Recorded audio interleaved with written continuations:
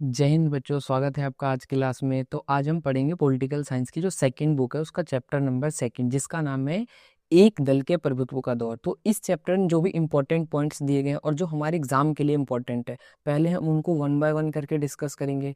और इसके बाद इस चैप्टर से रिलेटेड जो भी क्वेश्चंस प्रीवियस ईयर में पूछे गए हैं, चाहे वो एमसीक्यू क्वेश्चंस हो, चाहे वो लॉन्ग फॉर्मेट के क्वेश्चंस हो, उनको हम डिस्कस करेंगे।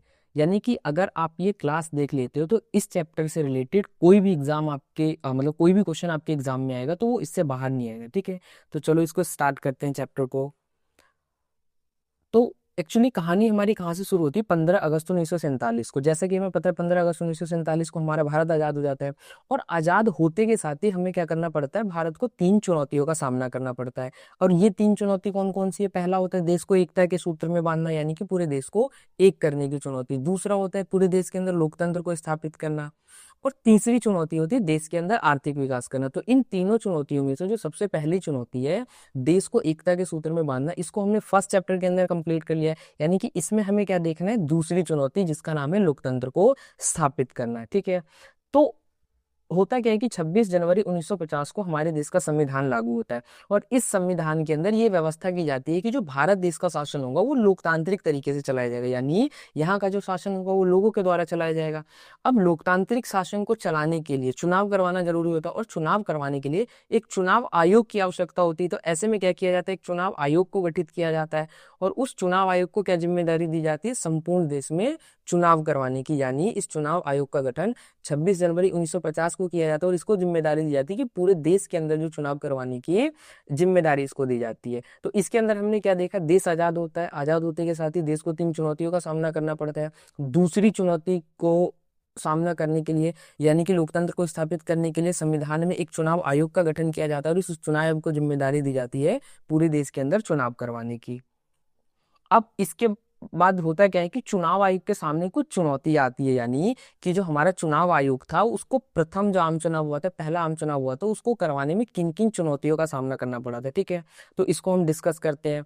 तो इसमें हुआ क्या था कि जो सबसे पहली चुनौती थी वो भारत का विशाल आकार और विविधता। यानी भारत अपने आप में एक बहुत मतलब वृहद आकार वाला देश था, और इसके अलावा यहाँ पर जाति, धर्म, भाषा, समुदाय, अलग अलग नाम पर क्या थी? विविधता बहुत ज्यादा थी। तो इतने बड़े आकार और इतने विविधताओं से भरे हुए देश के अंदर चुनाव करवाना कोई आसान काम नहीं था। तो सबसे पहली चुनौती तो चुनाव आयोग के सामने यही थी। दूसरी चुनौती क्या थी? मतदाता सूची को तैयार करना, यानी कि वोटर लिस्ट को तैयार करने की। इसमें समस्या क्या थी? वही विशाल जनसंख्या, कि इतनी बड़ी जनसंख्या के लिए मतलब कि वोटर लिस्ट तैयार करना था, मतदाता सूची तैयार करना था।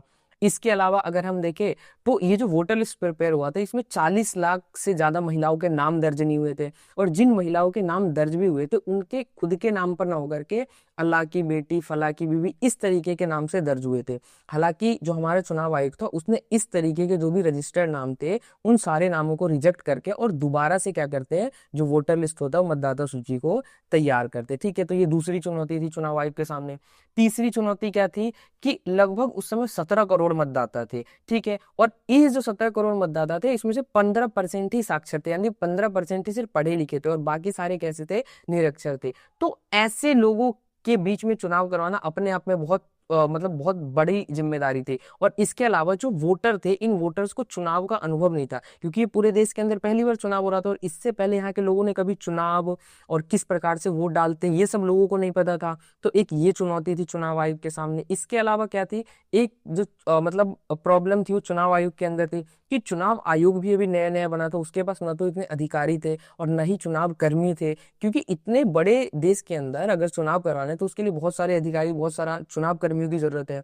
तो ये क्या थे? ये वो कुछ चुनौतियां थी जिसको पहले आम चुनाव करवाते समय चुनाव आयोग को इन चुनौतियों का सामना करना पड़ा था।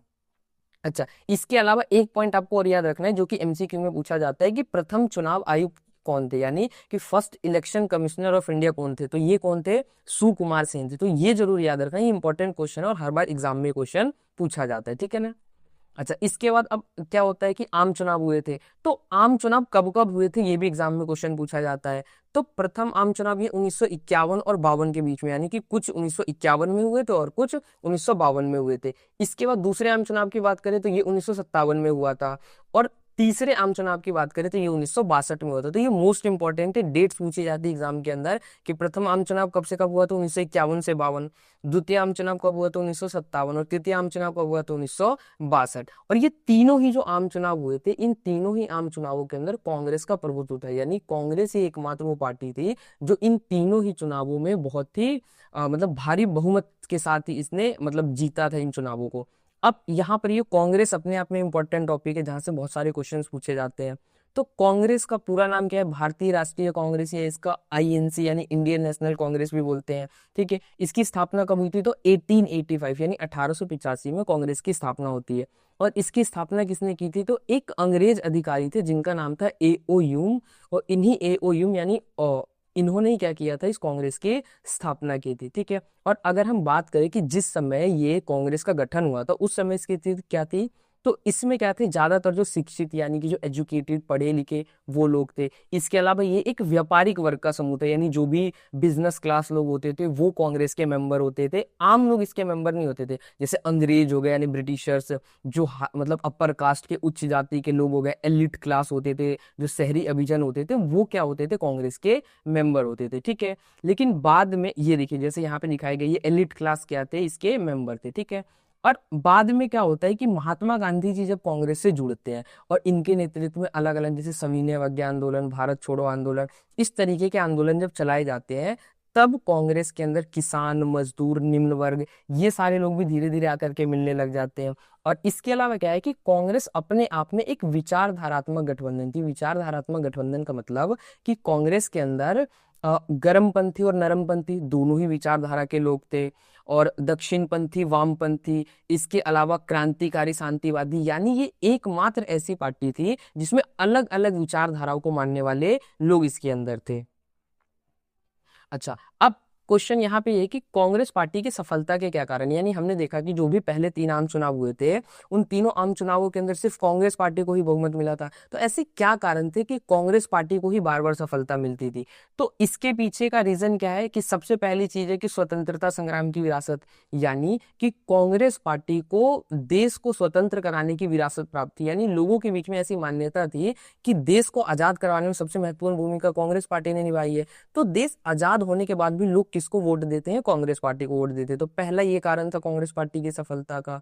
दूसरा क्या है, लोकप्रिय नेताओं द्वारा पार्टी का नेतृत्व, जब देश आजाद हो जाता है तो उसके बाद जवाहरलाल नेहरू, सरदार वल्लभ भाई पटेल जैसे जो लोकप्रिय नेता होते हैं, ये लोग क्या करते हैं, इस कांग्रेस पार्टी का नेतृत्व करते हैं, जिससे लोग ज्यादा से ज्यादा आकर्षित होते हैं, अट्रैक्ट होते हैं और इसको मतलब वोट करते हैं। इसके अलावा क्या थी, उस समय कांग्रेस ही एकमात्र ऐसी पार्टी थी पूरे देश के अंदर जो संगठित थी, अच्छे से ऑर्गेनाइज थी, जिसका विस्तार पूरे देश के अंदर था, जिसका प्रचार प्रसार पूरे देश के अंदर होता था। इसके अलावा भी कुछ पार्टियां थी, लेकिन वो बहुत छोटे स्तर पर थी, यानी कि किसी स्थानीय स्तर पर हो गई, किसी राज्य पर, लेकिन कांग्रेस एकमात्र ऐसी पार्टी थी जिसका विस्तार पूरे देश के अंदर फैला हुआ था। इसके अलावा अन्य पार्टियों के मुकाबले बहुत पुरानी पार्टी थी, यानी इसकी स्थापना 1885 में हुई थी, और बाकी जो भी पार्टी थी वो इसके बाद स्थापित हुए थे। तो ये वो कारण थे जिसकी वजह से क्या हुआ था, कांग्रेस पार्टी बार बार सफल होती थी। तो इसके अलावा एक चीज आपको और याद रखना है कि जो प्रथम आम चुनाव हुआ था इसके अंदर 489 सीटें थी, और इस 489 सीटें में से 364 सीटें कांग्रेस पार्टी को मिली थी और इसको भारी बहुमत मिला था। और कांग्रेस के बाद जो दूसरे नंबर की पार्टी थी वो भारतीय कम्युनिस्ट पार्टी थी, जिसको टोटल कितनी सीटें मिली थी, 16 सीटें। तो ये बहुत इंपॉर्टेंट पॉइंट है, एग्जाम में पूछा जाता है कि उस समय जब प्रथम आम चुनाव हुए थे तो दूसरी सबसे बड़ी पार्टी कौन सी थी, तो कौन सी थी, भारतीय कम्युनिस्ट पार्टी थी। अब इसके बाद बात करते हैं विपक्षी दलों का, यानी जिस समय प्रथम आम चुनाव हुआ था क्या उस समय सिर्फ कांग्रेस ही एकमात्र पार्टी थी, क्या विपक्षी दल नहीं थे, नहीं ऐसा नहीं था। विपक्षी पार्टियां भी थी, भले ही मतलब वो उतनी बड़ी नहीं थी कांग्रेस के जितनी, लेकिन विपक्षी पार्टियों का भी उस समय अस्तित्व था, यानी कि विपक्षी पार्टियां भी थी। विपक्षी दलों का क्या था, मैंने पहले बताया कि प्रतिनिधित्व बहुत कम था, लेकिन इसके बावजूद भी इन्होंने क्या की, कांग्रेस पार्टी की नीति, जो उनकी प्रथाएं थी, जो नीति थी, उसकी आलोचना की थी। अच्छा, इसके अलावा लोगों को क्या किया था, लोकतांत्रिक विकल्प उपलब्ध कराए थे। यानी लोकतंत्र का मतलब सिर्फ एक पक्ष से नहीं होता, सत्ता से नहीं, सत्ता और दूसरी तरफ क्या होते हैं, जो विपक्ष होते हैं, दोनों होते हैं। तो लोगों के सामने इसने क्या किया था, एक लोकतांत्रिक विकल्प उपलब्ध करवाया था। ठीक है, और अगर उस समय हम बात करें तो शुरुआती वर्षों में जो कांग्रेस के नेता और विपक्षी दलों के बीच काफी सम्मान था, यानी कि उस समय के जो विपक्षी दलों के नेता होते थे और कांग्रेस के नेता होते, वो दोनों एक दूसरे का सम्मान करते थे, उनकी नीतियों की आलोचना करते थे, लेकिन व्यक्तिगत रूप से क्या करते थे, वो एक दूसरे का बहुत ज्यादा सम्मान करते थे। जैसे यहाँ हम उदाहरण से समझ सकते हैं, जवाहरलाल नेहरू जो कि कांग्रेस पार्टी से थे, लेकिन इसके बावजूद भी इनका सोशलिस्ट पार्टी के प्रति बहुत लगाव थे, सोशलिस्ट पार्टी की विचारधारा से प्रभावित थे। इसके अलावा जयप्रकाश नारायण जो सोशलिस्ट पार्टी की जिन्होंने स्थापना की थी, लेकिन इसके बावजूद भी जवाहरलाल नेहरू और ये जो जयप्रकाश नारायण थे, इनके बीच में बहुत अच्छे संबंध थे। ठीक है, तो ये हमने देखा। तो इसके बाद आपको एक पॉइंट और याद रखना है कि उस समय ना कुछ विपक्षी पार्टी थी और उनके जो संस्थापक थे उसके बारे में भी क्वेश्चन पूछ लिया जाता है। जैसे कि समाजवादी पार्टी या सोशलिस्ट पार्टी की स्थापना किसने की थी, तो जयप्रकाश नारायण ने की थी। और भारतीय जनसंघ की स्थापना किसने की थी, तो श्यामा प्रसाद मुखर्जी ने की थी। ठीक है, तो यहाँ पर क्या था, इस चैप्टर से रिलेटेड जो भी इंपॉर्टेंट पॉइंट्स थे वो हमने डिस्कस किया। अब हम क्या करेंगे, इस चैप्टर से रिलेटेड जो भी क्वेश्चंस पूछे गए अब हम उनको देखते हैं। तो प्रीवियस ईयर क्वेश्चंस में सबसे पहला जो क्वेश्चन जो कि सीबीएसई 2024 में पूछा गया है, पहला क्वेश्चन क्या है कि भारतीय चुनाव आयोग की स्थापना कब हुई थी। तो इसकी स्थापना कब हुई थी, सन 1950 के अंदर, 26 जनवरी 1950 को चुनाव आयोग की स्थापना हुई थी। ठीक है, इसके बाद सेकंड क्वेश्चन क्या है कि भारत के प्रथम चुनाव आयुक्त कौन थे। ये क्वेश्चन सीबीएसई 2024 में पूछा गया। तो मैंने अभी आपको पीछे बताया था कि चुनाव आयोग की स्थापना होती है और इसके सबसे पहले जो चुनाव आयुक्त थे वो कौन थे, सुकुमार सेन थे। ठीक है, तो इसका आंसर होगा बी, सुकुमार सेन। तीसरा क्वेश्चन पूछा गया कि स्वतंत्र भारत में होने वाले प्रथम 3 आम चुनावों में किस राजनीतिक दल का प्रभुत्व था। तो अभी हमने डिस्कस किया था कि कांग्रेस ही एकमात्र वो पार्टी थी जिसको स्टार्ट के जो तीनों आम चुनाव हुए थे उसमें प्रभुत्व हुआ था। ठीक है, तो इसमें से क्या भारतीय जनता पार्टी नहीं, समाजवादी पार्टी बिल्कुल नहीं, बहुजन समाज पार्टी नहीं, इसका आंसर क्या होगा, कांग्रेस पार्टी। और ये क्वेश्चन कब पूछा गया, सीबीएसई 2020 के अंदर ये क्वेश्चन पूछा गया है। ठीक है, तो इसका आंसर डी हो जाएगा। अच्छा, इसके अलावा कुछ लॉन्ग फॉर्मेट क्वेश्चन है जो 6 नंबर में पूछे गए हैं। जैसे पहला क्वेश्चन क्या पूछा गया है कि भारत में चुनाव आयोग के सामने पहले आम चुनाव करवाने से पूर्व आई किन्हीं 4 समस्याओं की व्याख्या कीजिए। तो हमने पीछे डिस्कस किया था कि भारत का बहुत बड़ा आकार होता है और उसके अलावा मतदाता सूची तैयार करना, जो मतलब कि वोटर्स थे उनको बहुत ज्यादा अनुभव नहीं था, जो चुनाव आयोग था उसके सामने खुद चुनाव कर्मियों की मतलब कमी थी। अच्छा, दूसरा जो क्वेश्चन है ये भी सेम यही है कि 1952 में भारत में प्रथम आम चुनाव करवाने में चुनाव आयोग के समक्ष आई किन्हीं 2 प्रमुख समस्याओं को उजागर कीजिए। तो ये क्वेश्चन 2022 में पूछा गया है। तो दोनों का आंसर सेम होगा, बस लैंग्वेज चेंज कर दिया है क्वेश्चन का। इसके अलावा एक क्वेश्चन पूछा गया है 2025 में और सेम क्वेश्चन 2022 में भी पूछा गया यही कि भारत के पहले 3 आम चुनावों में कांग्रेस पार्टी के प्रभुत्व के किन्हीं 4 कारणों को स्पष्ट कीजिए। तो वो क्या कारण थे जिसकी वजह से कांग्रेस पार्टी का डोमिनेंस बहुत ज्यादा था, प्रभुत्व बहुत ज्यादा था। तो इसको भी हमने इसके अंदर डिस्कस किया। ठीक है, तो ये मतलब क्लास यही समाप्त होती है। आई होप क्लास आपको अच्छी लगी होगी और इस चैप्टर से रिलेटेड अगर आपका कोई भी डाउट होगा तो आप मुझे कमेंट में बता देना और इसको और कैसे इंप्रूव कर सकते हैं अगर आपको कोई सजेशन होगा तो कमेंट में बता देना। ठीक है, तब तक के लिए जय हिंद, मिलते हैं फिर किसी नेक्स्ट वीडियो में नेक्स्ट चैप्टर के साथ। ठीक है।